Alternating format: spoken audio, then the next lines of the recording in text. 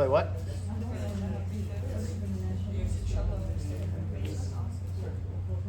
Alright guys, take everything off the desk. You don't need anything except for your paper and pencil. Take any earbuds out. Give her your most respect because she drove all the way down from Des Moines to be with you guys today. That is a 3-hour drive that she. And I slept for most of it. Yes.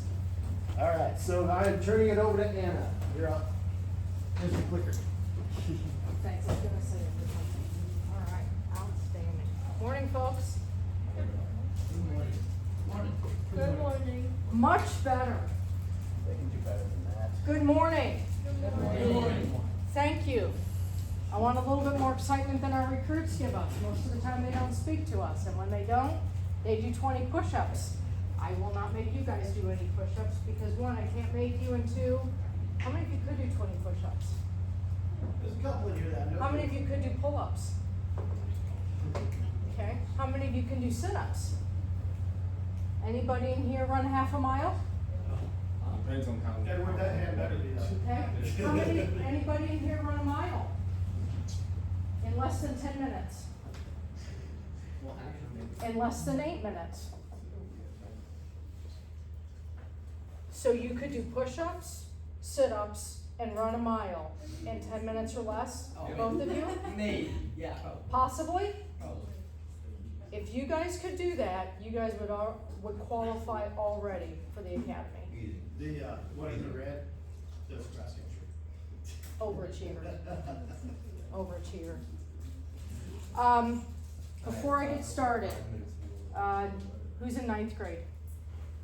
10th? 11th? 12th? Are there any prodigies in here that are like 10 or less, age 10 or less? Hey, it was worth a shot, right? Do you have prodigies in here? All right. My name is Anna Voss. I'm at the Iowa Law Enforcement Academy. I teach all the medical and do all the dispatch training for the recruits and the dispatchers in the state of Iowa. Little bit about my background. This year marks 25 years for me in public safety. I've been a nationally registered EMT for that period of time. I've got 7, 8 years in dispatching through the Iowa State Patrol and also through the county. Worked on a frontline ambulance in Indianapolis for about 20 years, 15, 20 years. And when I was in Indianapolis, I averaged about 5,000 EMS calls a year. So a lot of background there. I've been at the academy for the past 3 years. All of the recruits, all of the police recruits that come through the Iowa Law Enforcement Academy, I teach them CPR and I teach them first aid.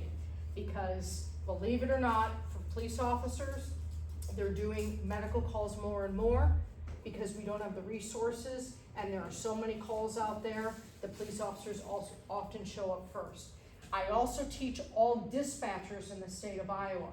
We have a basic academy for dispatchers, which is 1 week long. I do that about 4 to 6 times a year, and I have dispatchers come from across the state. I've actually got one coming up in 3 weeks up in northern Iowa, and I will literally have dispatchers from across the state come and get trained, and we do a variety of trainings for that. So, before I get started, does anybody know what a 911 dispatcher does? Other than dispatch? They should probably all answer that one we just covered. You answer 911 calls, okay? What do you do with those calls once you answer them? And don't say dispatch. You send over, which is I guess another word for dispatch, send over the appropriate calls to the appropriate departments. Okay. Police. Very good. So define appropriate call to appropriate department. Like if someone calls that their house is on fire, then you would send that over to the fire department. Why would you send it to the fire department? Because they put out fires. Excellent. Very good. Now, that may seem like a really dumb question to ask you, but you might be surprised at how many people don't know the fire puts out fire. EMS does medical, and police officers enforce the law. That being said, one of the biggest probably myths that people have about 911 dispatchers is that we do a lot more than answer 911 calls and dispatch people. A lot more to that job, and as wonderful as the job can be, and often is, It's also one of the toughest jobs in public safety. So, on that note, the public image of dispatchers is often like this. Someone in an office, sitting in front of a computer, they've got their cappuccino there, they're staring out the window, they answer the phone occasionally, they file their nails, they might check a few emails, they might go to a meeting, they take a long lunch, that sort of thing. Have any of you ever called 911? What did you call 911 for? Okay? When you called 911, were you asked any questions? What's my name and the address? Okay? Anything else? What's going on? Is anyone hurt and stuff? Okay? How long did it take for help to arrive? Not too long. Not too long? Okay. Did the dispatcher keep you on the phone or did they disconnect with you until help showed up? They disconnected. Okay. How long were you on the phone with them, do you know? Say, like a minute. Okay. Did you feel pretty confident about getting the help you needed after you called 911? Yeah. Good. I ask those questions because does this look like the job of a 911 dispatcher right here? No. Probably not. Why do you think most people think this is what we do? Because you're filed as a receptionist under the government. Say that again. You're filed as a receptionist under the government. Say that louder. You're filed as a receptionist under the government. Did you hear what she just said? Do you study Iowa code? No, he told us yesterday. I'm gonna get you later. That good memory. Yes. Good memory. Actually, and I will tell you this, Mr. Carper, did you know that the dispatchers are now classified under protected status as first responders now through Iowa code? I did know that. Yes. Yeah. So, It's about. but in all fairness, we are often classified or considered secretaries in terms of the work that we do. Could we consider some of our work answering phone secretarial? Okay. If you're typing things, could you consider that secretarial? Probably. For what it's worth, most dispatchers don't get a meal break. So we can kind of disqualify that one. I know this is difficult to see. Can I turn the light up a little bit or which one? One closest to the door. That's a reality of the desk or office a dispatcher has. Anything you can tell me about that? What do you notice? Too many monitors. I'm sorry? Too many monitors. I like the way you said that. Too many monitors. How many do you see? A lot. 8. A lot. Give me a specific number. 8. That's what it looks like. I hear 6, I hear 8, I hear 7. This is like the Price is Right in here or something. Okay. 8 monitors, 2 keyboards, what looks like. Okay, you say you see 2 keyboards. How many phones do you see? What looks like 2. Okay. How many lines do you think are on that phone? About like 500. How many? 500. 500? Okay, that's an overachiever, but good. Good guess on that. I like that. How do you think a dispatcher handles all of this? Training. Do what? Extensive training. Very good. How else? Multitasking. Multitasking. Very good. What else? Triaging calls. Triaging calls. They must be listening in class, Mr. Carper. What else? Yes, ma'am. Staying focused. Would sitting at a panel, and that's what we call it like this, require you to stay focused?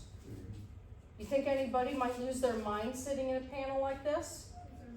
Every single day. Not necessarily because they're not trained, but because there is so much going on. When I was a dispatcher, bless you. You allergic to me already? Wow, okay, that's good. When I was a dispatcher, anyone want to take a guess how many officers I had on duty at any given time? Who said 2? 2. Give me another guess. How many officers might I be talking to on duty at any given time? You say 2? Encompassing all. The amount of officers on duty while I'm working. How many might I be talking to? You say 2. Give me a number. 25. Say 25. 10. It what?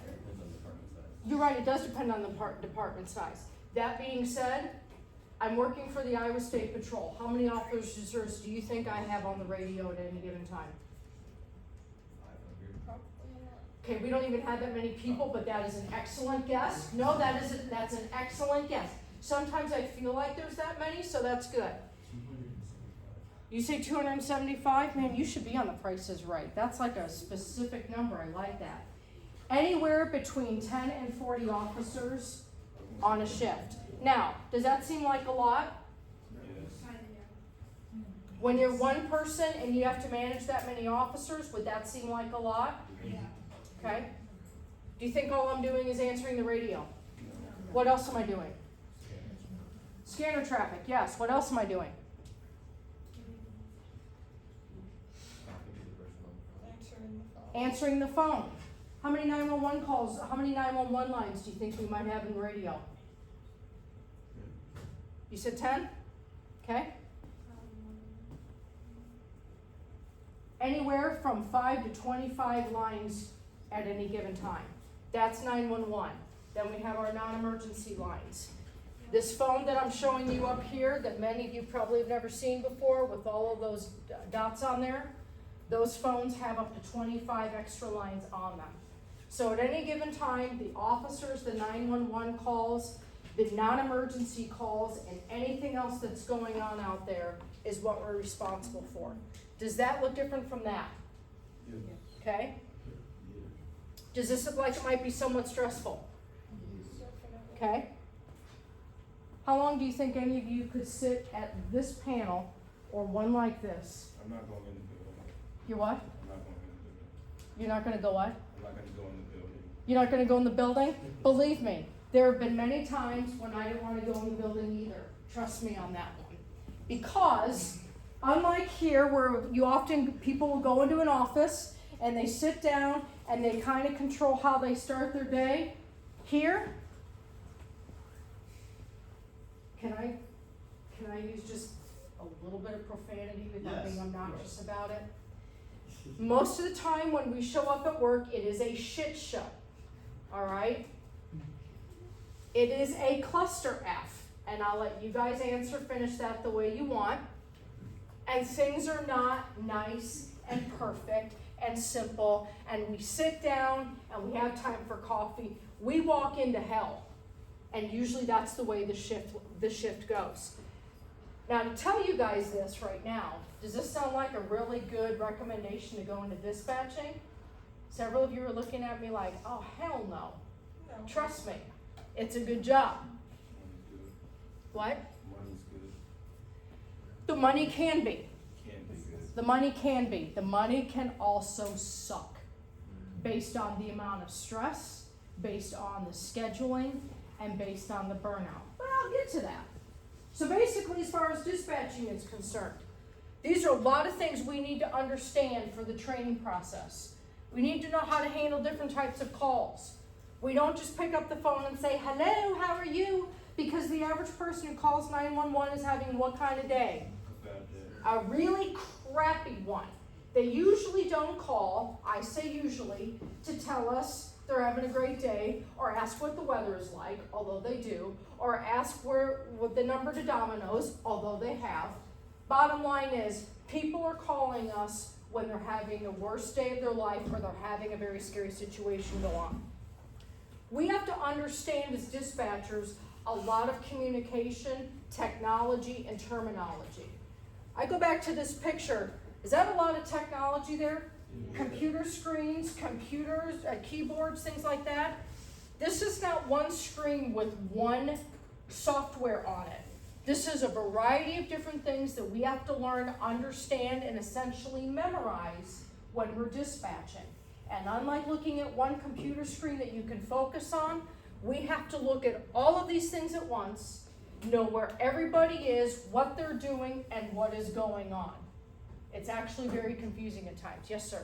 Does the, I forgot what you called that area, but does it get like bigger than that for It- one person? Yes, it actually can. We call this the dispatch panel or console. And in some centers, example, the one I was in, this area would be twice as big as what you're looking at right now. We would actually have screens that went across an entire wall. and we had a countertop and we could walk back and forth and do what we needed to do. It was almost like being at the fair, you know, where you're walking back and forth and you're playing different games. So sometimes it's like, any of you ever played whack-a-mole? You guys even know what I'm talking about? Okay, where it's one of those games, yeah, that's kind of like playing on the computer screen where you're just like hitting aimlessly to try to figure something out. We have to be able to broadcast information. Anybody know what a broadcast is? A what? What's a broadcast? Isn't it similar to how the Amber Alert system works? Say that again. Isn't it similar to how the Amber Alert system works? Yes. What is the Amber Alert system? Do you know? It's typically for missing person. Yes, Amber Alerts are for missing children. It's a message that everybody hears. As dispatchers, we have to broadcast information not only to the local areas, but what areas around it. Everything and everywhere. Meaning, we sometimes broadcast things around the entire state of Iowa. Why, if I would be in Burlington, Iowa, do I need to share something with somebody up in Northwest Iowa?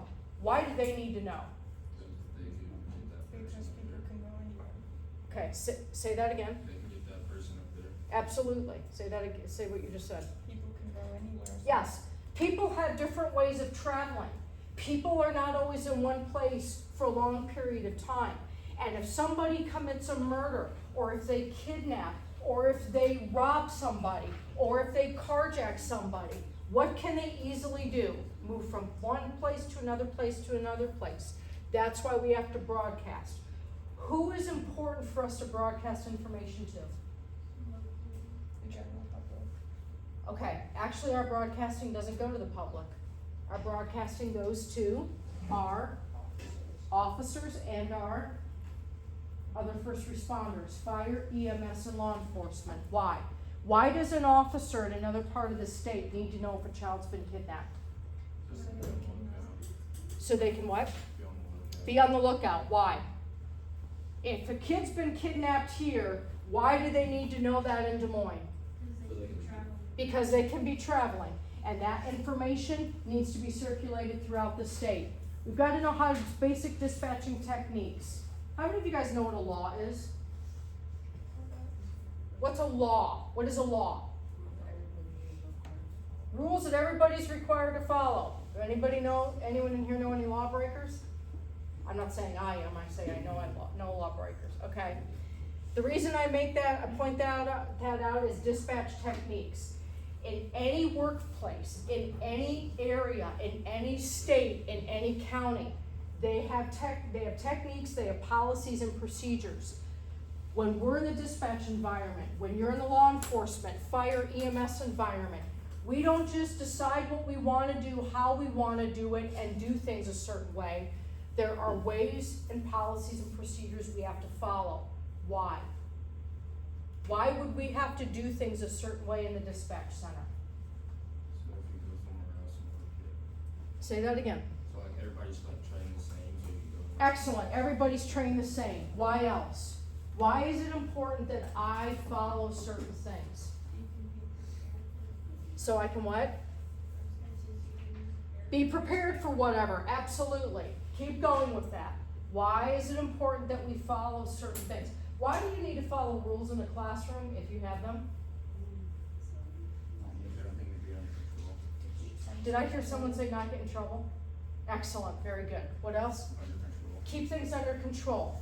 There's got to be consistency and there's got to be a rhyme and reason. That's why we train and that's why we learn the way we do. What's a priority? Define priority. What's a priority for any of you in this room? Sports, okay? What else? School? What else? Family, work, Do what? family. Family, excellent. Who said work? Good. What else is a priority? Graduating from high school? It definitely is. Is that a priority? Getting through this class, waiting for me to get done talking? I get it. It's all a priority. It's just as important in dispatching that we do that as well. If I have someone that is having a heart attack, call in, and somebody else calls in and they've lost their dog, what's my priority? Why not the dog? Because the dog is well, first off, they should be calling animal control, not I like that, they should be calling animal control, very good, but why is a heart attack more important than a lost dog? Do any of you have pets?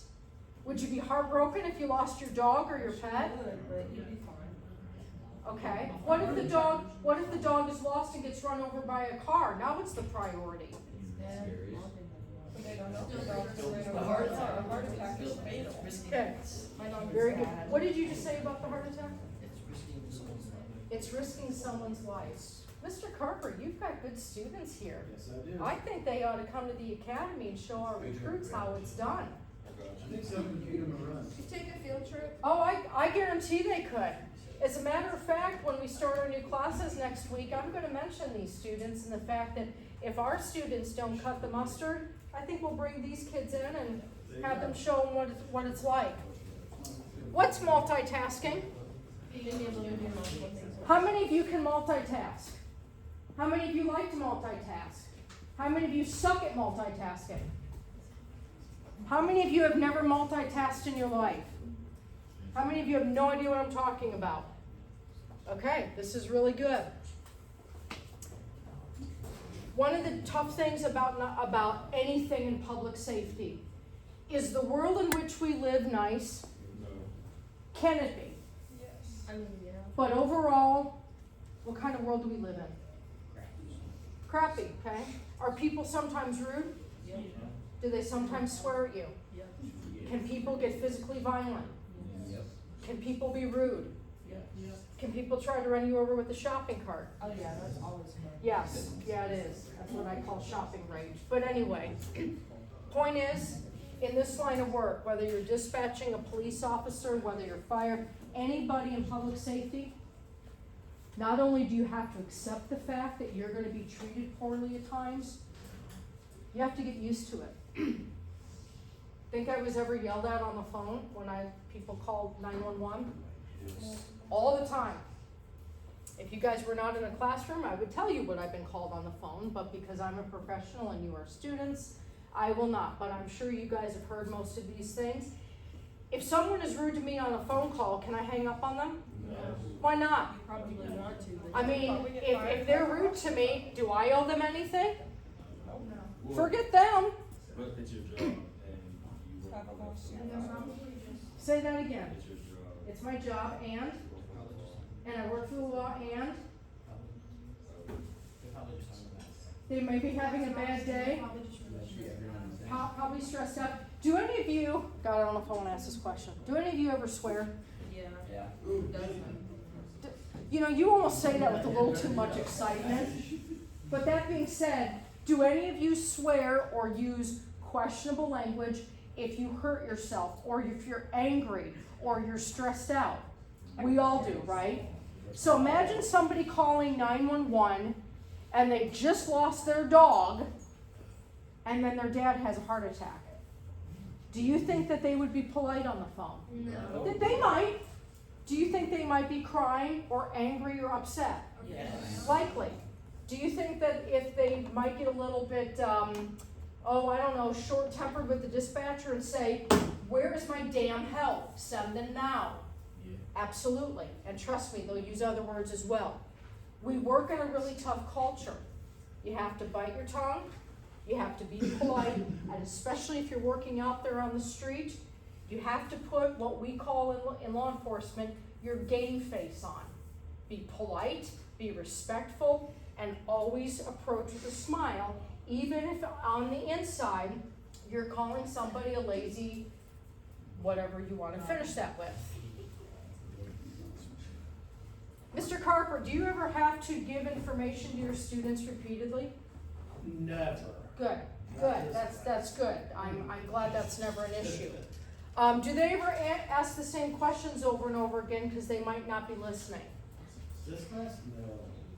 Okay, not really sure where to go with that one.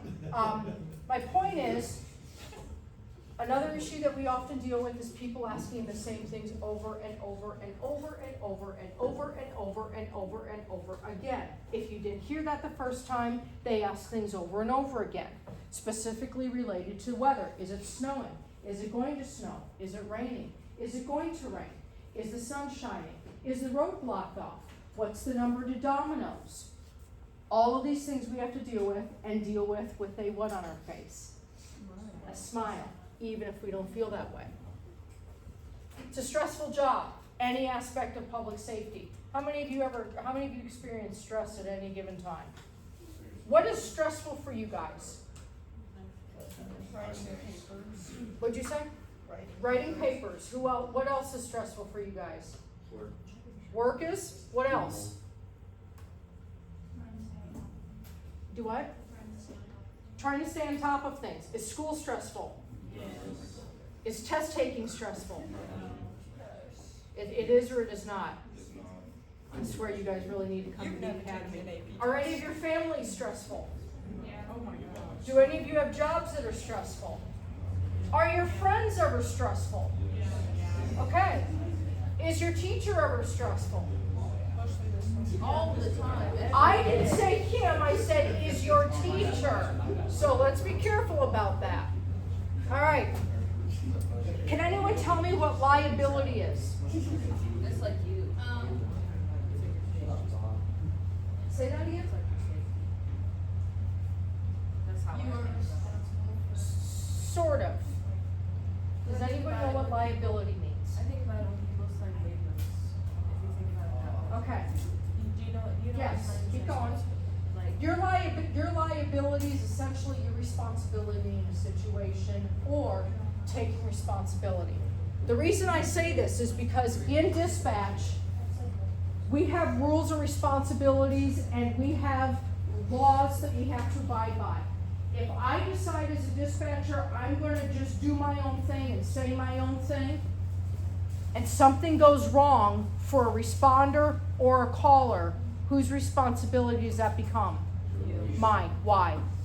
Because I did not do what? I didn't proper information, I didn't do my job, I did not follow laws and protocols. As with police officers, as with fire, as with EMS, anybody. We have legal liabilities that are critical to not only taking care of the public, but as dispatchers, taking care of our responders. It's important that we take that stuff seriously. Anyone know what officer safety is? It basically speaks for itself. Anyone want to guess? What is officer safety? The safety of officers in terms of what?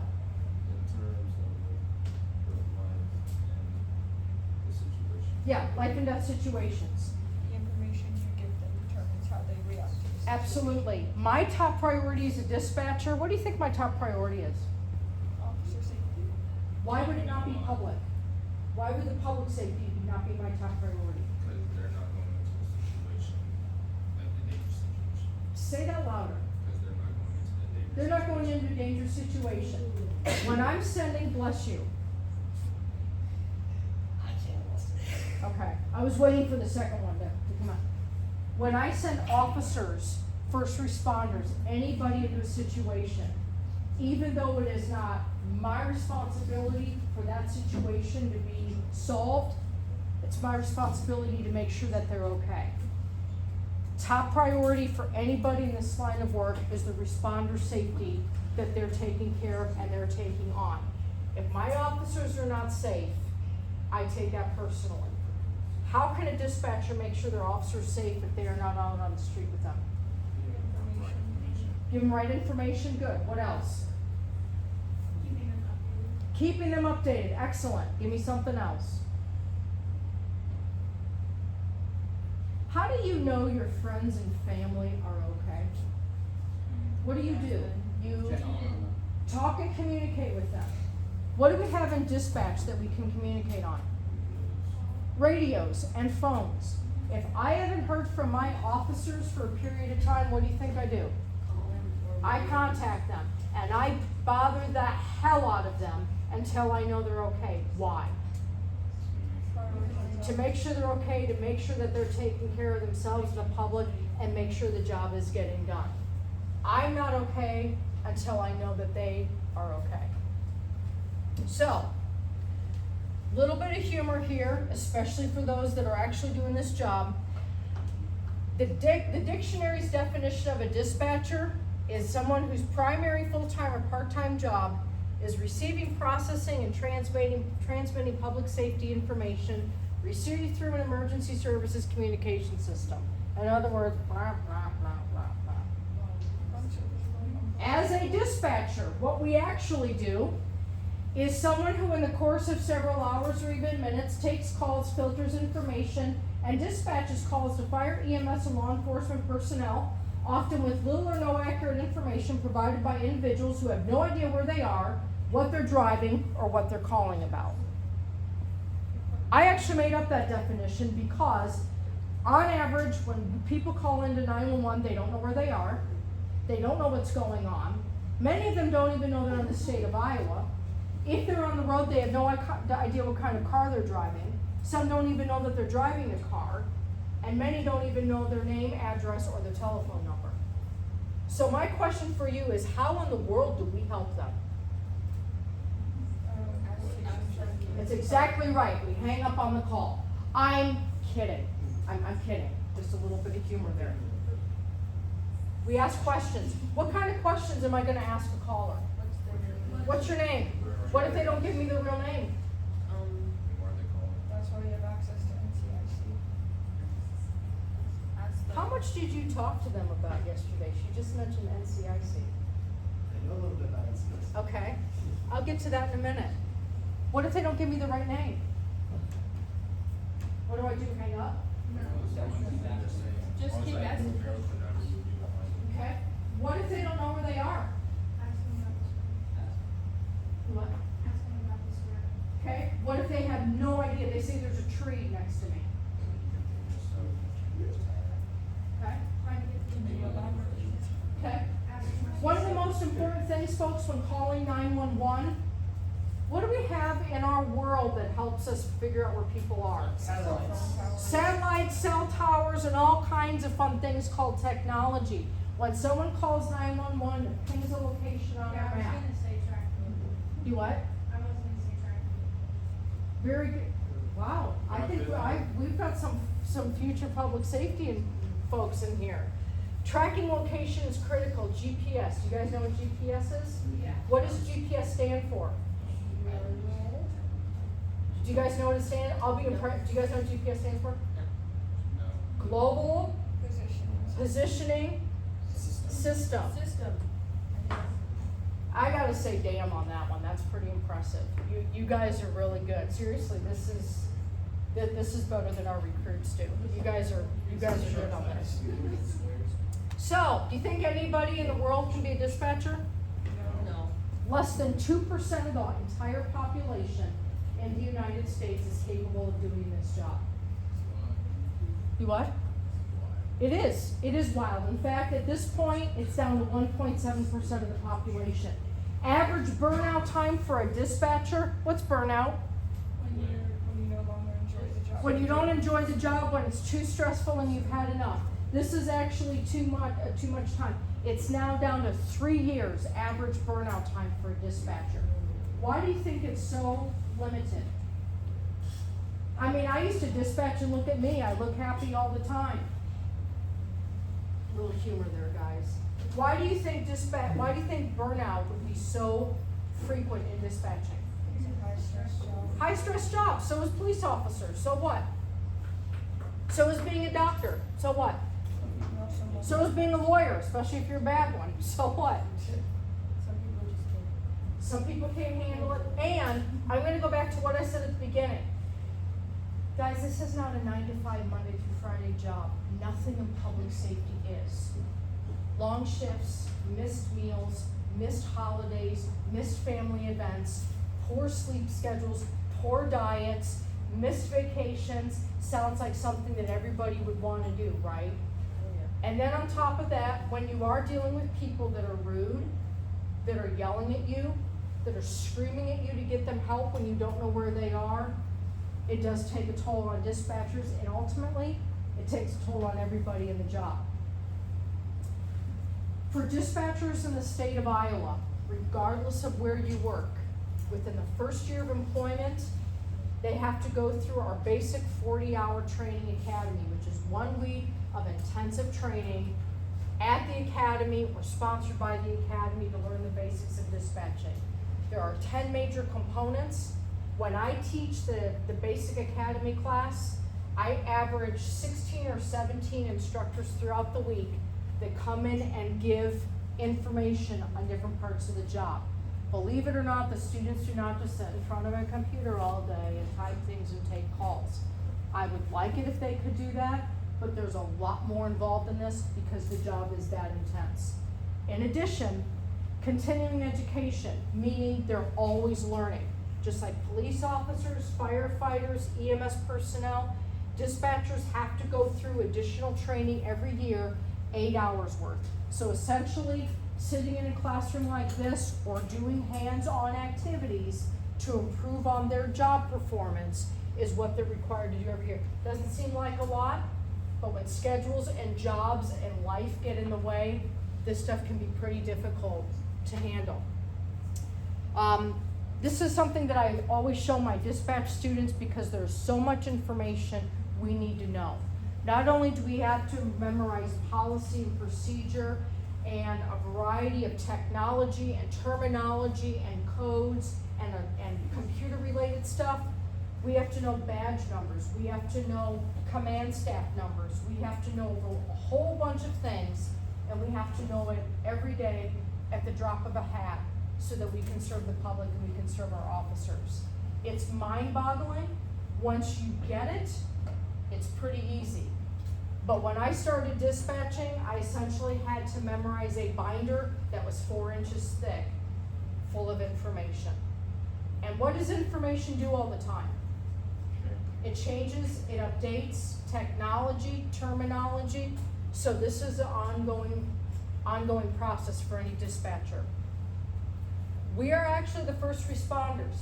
If you guys call 911, do you see the dispatcher at your house? Or where you are? No. Who are you gonna see?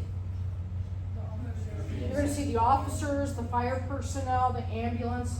Who's the first person though you're generally talking to in an emergency? The dispatcher, because you're gonna tell them what's going on, where you are, and what help you need. We do a lot more than answer phones. We're often researching information. We're getting criminal backgrounds on people. We're running license plates. We're running driver's license. Is it a good idea to ever tell an officer a wrong name? Nope. Why do you think people do it? They're scared, or they're guilty, or they're, let's just face it, sometimes they're just stupid, right? They're stupid, okay. If an officer stops somebody and they give them a wrong name, can an officer find out the right name? How? NCIC in the Iowa system. Anyone know what NCIC stands for? I will be really impressed if you know what NCIC stands for. You do know what it, you do it, no, don't you? It's national something. National, okay, you have national information, right? National, First C or something. Communications. almost, national, what do officers deal with? National communication. Okay, so national crime information, almost, NCIC, Code. keep going. Communication. National Crime Information Center. Center. Point is, NCIC, if an officer runs your information, a driver's license, an ID, a license plate, anything like that, and it doesn't come back correctly, they're gonna ask the dispatcher to run that information. And I'm gonna run it through the Iowa system, which is our statewide system, and then I'm gonna run it through NCIC.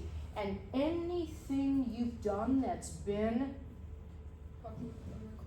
recorded, or if you've been given a citation, or if you've had a warning, or if you've been arrested, or if you've gone to jail for anything, I'm gonna find that out about you. If you give a wrong name to an officer, how are we gonna find out your correct name? Because it's the letters. We can find out by numbers, we can find out by driver's license, license plates. on the one hand, guys, it's really good information. On the other hand, NCIC is also one of the most serious systems that we use. And if people don't use it correctly, what might happen? They can be arrested. Fine, arrested, fired.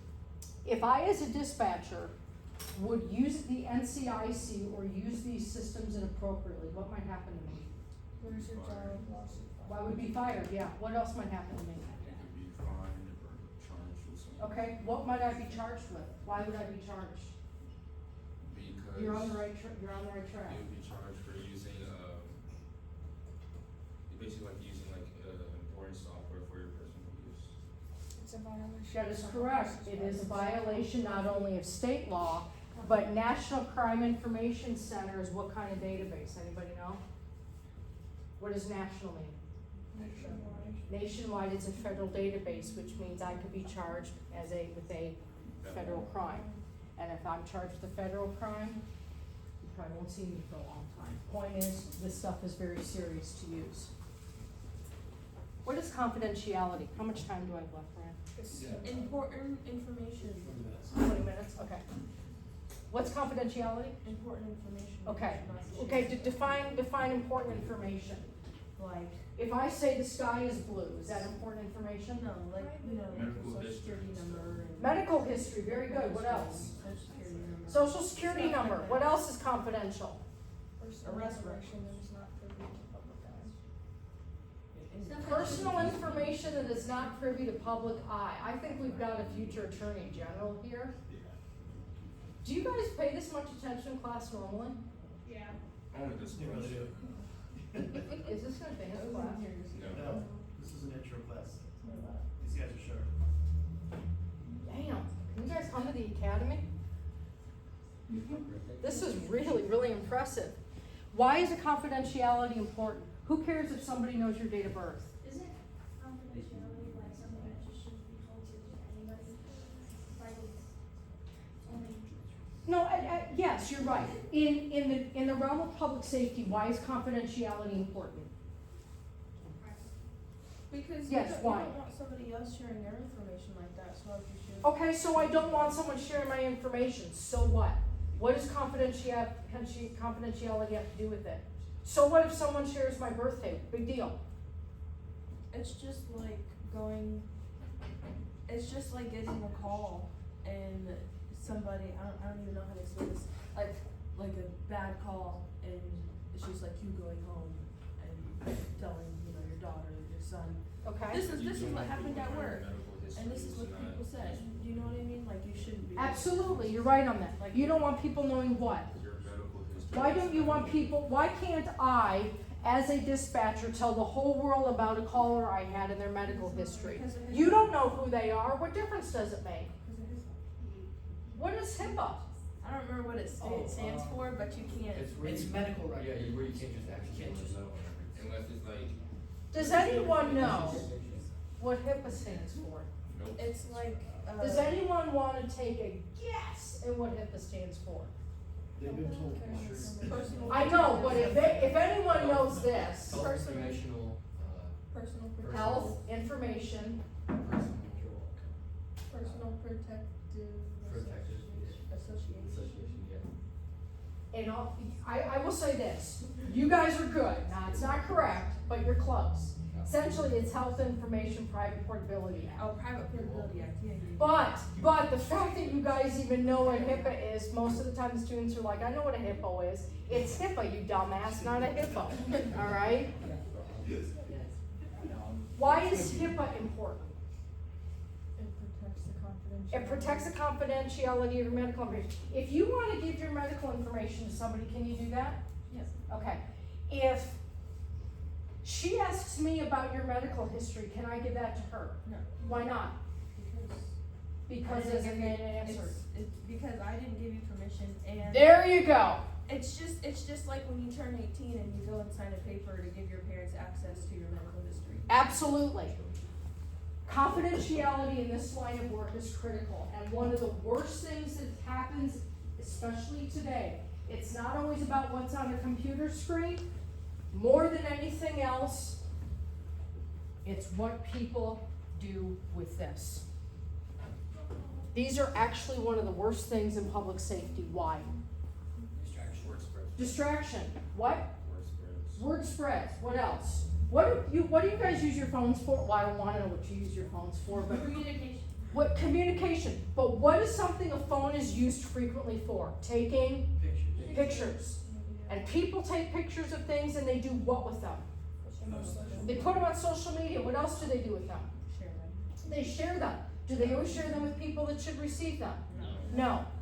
And in public safety, if this is used for information or picture taking or anything like that, guess what can happen to my phone? It can be confiscated. Guess what can happen to my job? It can be terminated. Guess what can happen to my freedom? It can be taken. I know young people, not just young people, but the average person loves their phone. In this day and age in public safety, whether you're a dispatcher, an officer, anybody, while this can be beneficial to get help right away, this can also be very detrimental. And what I can also tell you guys is, as far as officers are concerned, and we just graduated 90 officers at the academy, these things often get them in trouble more than anything else. Because how can information be shared? By a phone. Screenshots, NCIC information, sharing information or pictures that are taken on a scene. This is very critical. Confidentiality is very important.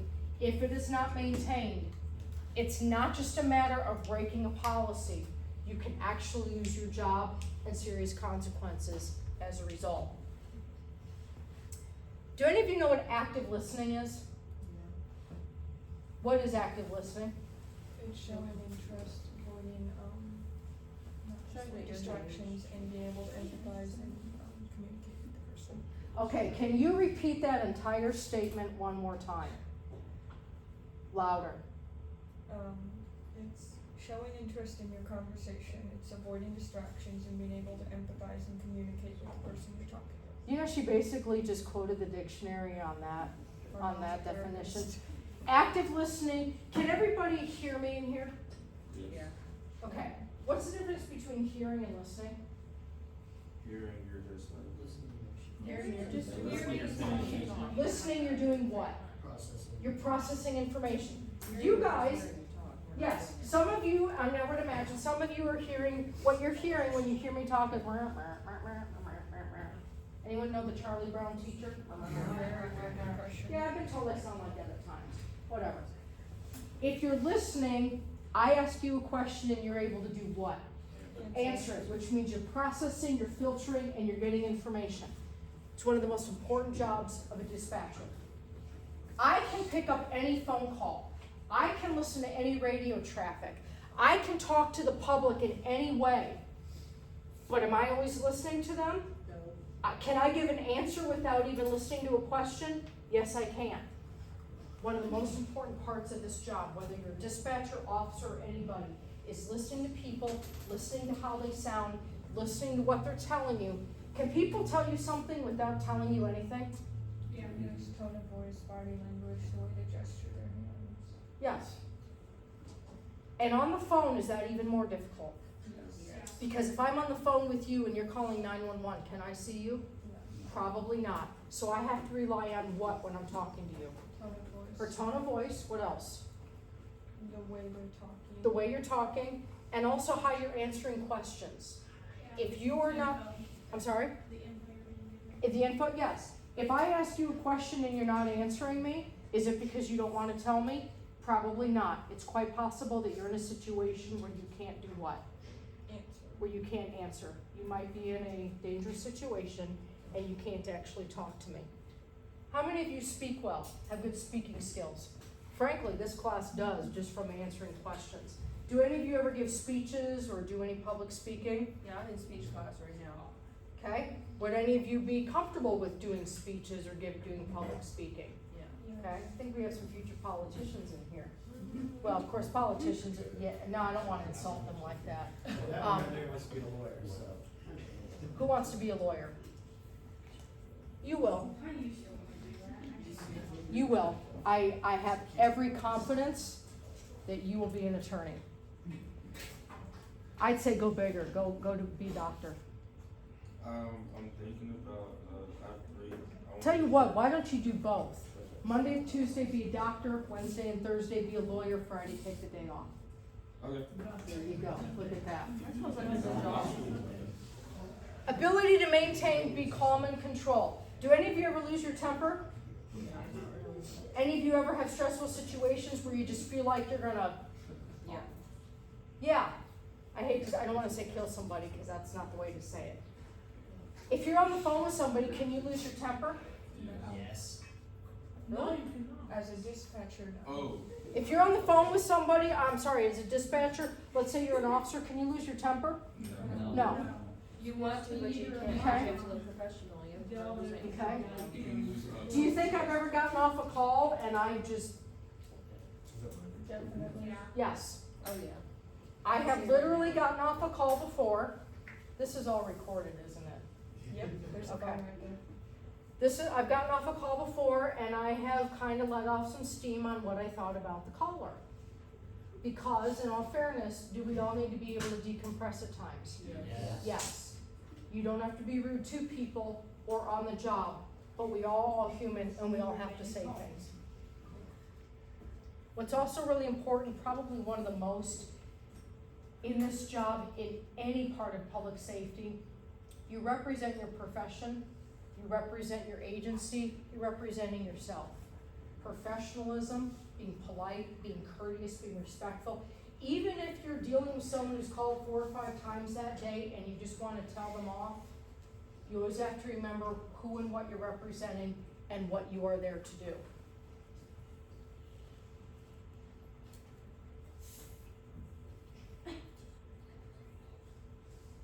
You guys ever feel like this?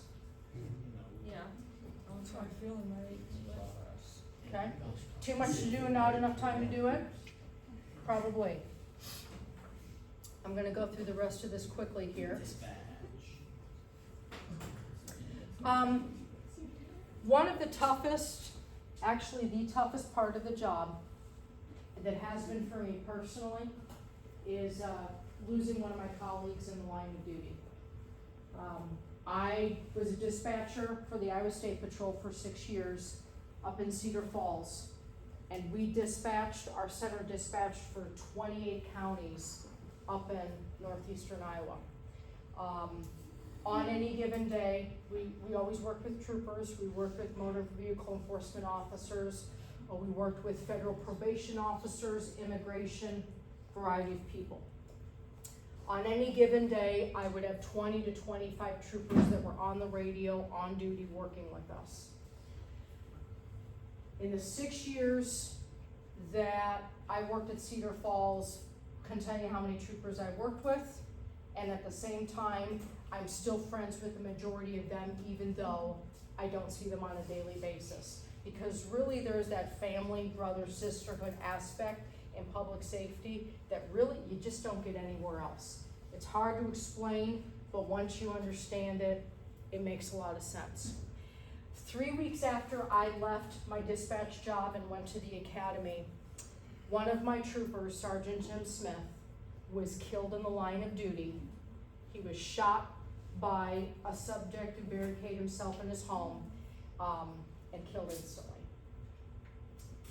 One of the toughest parts of this job, and yet one of the most honorable aspects of this job, is what we call a line of duty death final call, where a dispatcher, one who has generally worked with that officer, will actually do a final radio call and put them out of service on the radio for the last time. As weird as this may sound, it's actually an opportunity for the dispatchers and the officers to really come together as a family.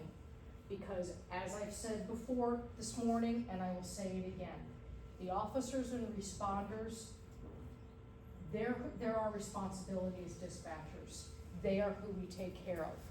And if one of them is injured or God forbid killed in the line of duty, we take it very personally. It's our job, it's what we do. Things happen that are beyond our control, but we also do stuff like this. It's an opportunity for all of us to really come together and to honor an officer. Sergeant Jim Smith, when he was killed, he was 51 years old, 50 years old. He had been with the Iowa State Patrol for 27 years. His son was finishing college. His daughter was 3 weeks from graduating from high school. And actually, in the past 3 years, his son has just completed and graduated from the Missouri Highway Patrol as a state trooper in Missouri. Jim was outstanding trooper, always came in to dispatch, always came in to see us, and like any good officer, he always brought us donuts or cookies or, you know, something like that, much appreciated. He has been gone 3 years ago this month. Another trooper that I worked with in the same area, from the same district, 6 months later, was also killed in the line of duty. His name was Trooper Ted Benda. He and Jim Smith actually worked at the same post together. So here's some perspective, folks. The Iowa State Patrol, with the hundreds of officers they had, lost 2 officers from the same office in a period of 6 months due to a line of duty death. Trooper Ted Benda was actually responding to assist another agency with what we call a felony arrest warrant. The agency was going to arrest somebody on a felony charge, and per policy, there have to be a couple of officers there to make the arrest for the safety of the officers. On the way to the call, Trooper Benda swerved to avoid hitting a deer in the road that went across the road. He ends up flipping his car several times into a ditch. It winds up engulfed in flames. Fortunately, somebody driving by happened to see his vehicle. They got him out of the vehicle before it burned up. He was flown to a hospital in Wisconsin, and 10 days later, he was taken off life support. He died from his injuries. Sorry. All right, guys, let's give it up for her, okay?